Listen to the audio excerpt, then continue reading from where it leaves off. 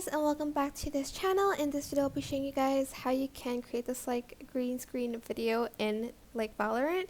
So it's like useful if you want to do some like edits, and to do this you are just going to go to custom game, then go to options and allow cheats, because you'll need the ghost mode for this, and you are going to go to the map Ascent, and it doesn't matter if you're attacking or defending, you're just going to press start. You're also going to choose the agent that you want the like hand to show up. I hope you understand what I mean. I'm just going to choose Sofa, and I'm just going to wait for the game to really load. And here's where the green screen is. I feel like some of you know where this is, but if not, just like watch this video, I guess. Also, you will need to record the video using some sort of I do not fear blood on my hands. My ult is app, ready. and make sure you select Ghost, like enable Ghost, and you're going to select end game phase as well, and also pause. Where is it? Match timer.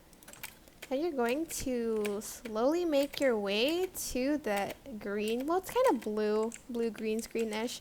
You're going to kind of want to zoom in a little bit here, and you're going to just press the Y button. You can also hide the UI interface, so go to General, and you can select the Hide User Interface in Game, so you won't be able to see the rest. You can also turn off this like client FPS thing, but I'm too lazy to.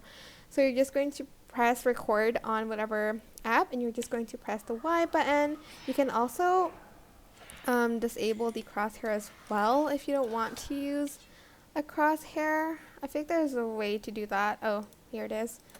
So it's like empty, and you're just going to again press Y and just hit record, and you can basically use that as your green blue screen.